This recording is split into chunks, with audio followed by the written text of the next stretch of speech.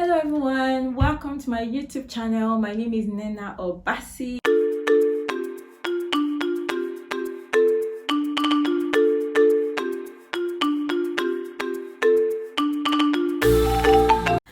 Hello everyone, welcome to my YouTube channel. My name is Nena Obasi. If you are new here, welcome, and if you've been here before, welcome back. So I've been thinking, and I realized that now people want to leave their countries more than ever, at least to come abroad for your masters or anything, like just to leave the country for one reason or the other. And the easiest route so far, it is not easy, but the easiest route and the fastest route people go through is school. People use use school as like a reason to like leave the country.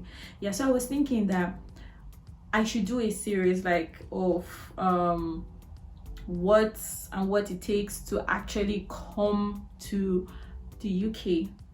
I'll be more specific here, the UK. So I am not an immigration expert.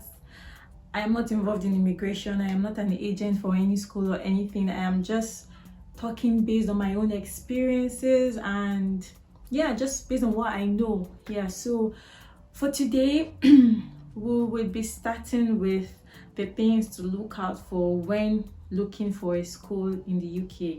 So if it is one thing to say that, oh, I want to come to the UK to do my masters, I want to come to the UK to do my undergrad, it is one thing to say that, and it's another thing to actually put in the work and go ahead to look for the schools. Yeah, there are two different things. Like when you go and start searching for schools, you know that yes, okay, I have started, although that's not the major step, but at least you know that yes, okay, I've started, I know what I'm doing here. So to look for schools, there are certain things you need to look out for.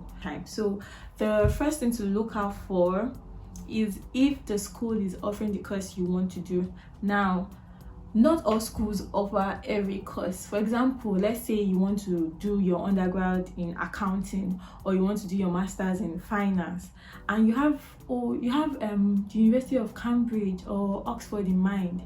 But it's possible that even if that is the school you want to go to, when you check, it is possible that that school is not offering that course. So you need to take your time to filter the schools first of all by finding the course you want to do. Do you understand? You need to find that, because that's the major step, the first step. When you're able to filter the schools, then you will now start from there. Look for the schools that are doing the course you want to do and then filter them out. And that's just the beginning. That's the starting point. So the next thing to do is to find out the school's ranking. It is very vital you know the ranking of a university. Now, regardless of the fact that it is a thing of pride, regardless of the fact that you can take pride in the fact that, oh, my school is number 2 in the world, my school is number 3 in the world, it has its own benefits. First of all, it has its own benefits, when you know the ranking of the school, or when you select a school based on the ranking. Let me give an instance. For example, in Netherlands, they have this visa they give to fresh graduates. Now, this visa is to come into the country for 1 year to look for a job and secure your place in Netherlands. But this offer is only available to people that went to the first 200 universities in the world. So if your school falls from 201, you are not qualified. You are not qualified at all. So that's one benefit. That is one benefit. Check for the ranking of your university. Aside that, when you are writing your personal statement, you need to write that, oh, the school is ranked so and so in the world. You really need to write that. They want to know that you are aware of the ranking of their university in the world and all that. The next thing to look out for is the school fees. Now, except if you can afford it, try and find schools with reasonable school fees. We all know that the bigger the school, the bigger the fees. It's a normal logic. The bigger the schools, the bigger the fees. Try and find something that you can pay, something you can afford. find a school within your pocket. That's all I can say. Now the schools in UK, they're already very expensive. They are already very expensive, but the UK has, like most schools in the UK offer these scholarship programs that they just give based on merit. So when you get admission to their university, let's say your school fees is like £16,450 pounds, then the school will offer to give you like £5,000 on merit. So meaning now you have to pay like £11,000 as your school fees. So most schools do something like this, just that the scholarship differs. Like for example, some schools will give you £1,000 off, some people will give you £2,000 off, 3,500, 4,000, 5,000. I've even seen 10,000. It depends on the school you find. That's what I'm saying, you need to take out your time to search for the schools, because if you don't search, you won't find.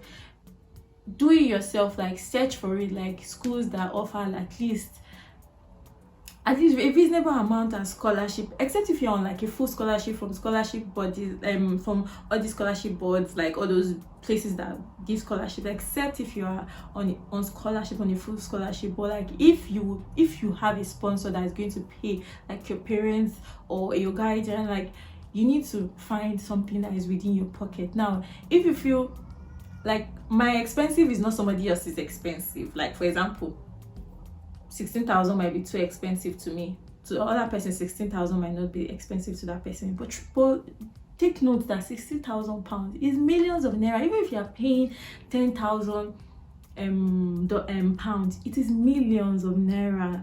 I don't know if you get. So like check for schools within your pocket. If you feel it's not too expensive, then fine. If it's too expensive, check for schools within your pocket. The next thing to look out for is flexible payment plans. UK universities have this system where they spread your school fees across some months, because they know that it is expensive. Some schools will give you, like for example, 8 months to pay the school fees. But what they do is, let's say your school fees is £10,000 and they are offering to give you 8 months to pay the school fees. They will divide that £10,000 by 8. Make sure you create a direct debit with the bank, and then they'll give you a specific date on every month for you to pay that particular fee. For example, let's say after dividing it by 8, you have like 2,000 to pay every month. For example, I did not do the math. For example, let's say you have 2,000 to pay every month. So they will give you a date like 15th of every month. Do you understand? Let's say for like across like January to August. From January 15th, you're expected to be paying £2,000 till August. Do you understand? Now, when you set up the direct debit with the bank, it is automatic. On the 15th of that month, the bank automatically takes the money. So you have to make sure that the money is there. But this is a lot better, especially if you don't really have like the money lying somewhere to just pay off. Like you can pay it little by little. It will save you a lot. So now it's not all schools that do this. Some of them will tell you pay 50% from your country before you come in. Some of them will tell you like when you pay that 50%, when you come into the country, you pay the remaining 50%. So that's it. It depends on the school. So you need to take out your time to find schools that have like flexible payment plan. Now this is if you cannot pay it at once. I know that there are some people that they would want to pay it off at once, so when they come here they will not be burdened by the school fees or anything. Yeah, so that is if you can pay that. But if you know you cannot pay at once, try and find universities that have flexible payment plans. The next thing to look out for is the city and the environment you are coming to.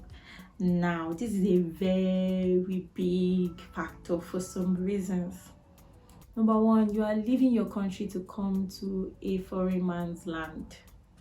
You don't know anybody here. You don't know their culture. You don't know what they like. You don't know what they eat. In fact, as you're coming totally lost. So imagine coming to a place that you can't even find people that look like you, people of your kind, like people of the same skin color, people that get you, people that understand you. I don't know if you understand what I'm saying. Like for example, if you come now, like let's say you have this joke, there's a joke that is specific to your country that, oh, if you say it to someone that looks like you, person will grab and laugh. But if you say it to someone else that is here, like person will be like, what are you saying? Like, I don't know if you understand what I'm trying to say. So it tends to get really lonely, especially when you don't have anyone to talk to, and when you feel like, oh, you don't see people that understands you and just get you. So when you need people that understand your jokes, understand your slangs, understand just your body movements. You understand, like, so I don't know if you understand what I'm trying to say, but like, go to a city where you see people that understands you. Yeah. Another factor to consider is how big it is. Now, if the city is too big, you will pay so much on accommodation and feed. Like, it's just normal logic. The bigger the city, like, it's just normal logic around the world generally. The bigger the city, the bigger the cost of living. Like, the bigger the bills you have to pay for accommodation, for feeding, for transport. So like, that's just it. Like, you need to find somewhere that is within your pocket. If you feel like, oh, if you go to the biggest city you can afford it, they're fine. You feel like if you go to the average cities, like, because there are also cities that are not too big but they are not small, those cities now, obviously their cost of living would be lower than the big cities. So it just depends on where you are going to. Actually, it depends, but the normal logic is the bigger the city, the bigger the cost of living. So find a city that cuts in between your pocket. Like, find a city that is within your pocket, something you can pay. Now, another thing to look out for is, it's still like big, like the city, like, how do I explain this? Don't go to a city that is dead. That's all I can say. Don't go to a city that is dead. If the city is too boring, like, you're leaving your country to go to like a new place, you need to explore. Like, from time to time, just move around and see places, go places, take pictures, look good.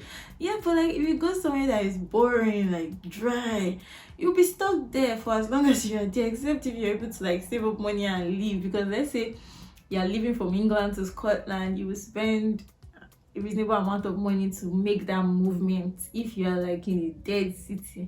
So go somewhere that at least from time to time you can move around the city for less, but to really nice places, and just see places, like, go around. Now, this is not to say that you should come and not read your books. That's not what I'm saying. I'm just saying, like, because you're in a new place, sometimes you might just want to move around and take pictures, and like, do you understand? Just because you just need to explore. So I've been able to give 5 major things that you should look out for when you are looking for universities in the UK.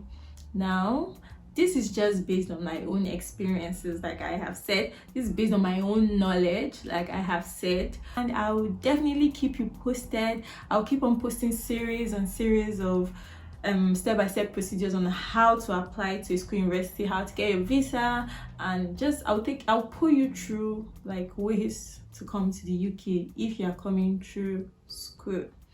We've come to the end of this video. I hope you liked it.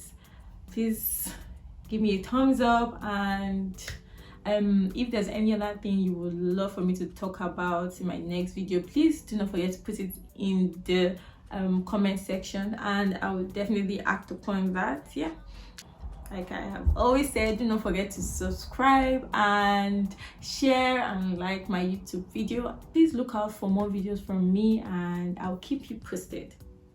Bye.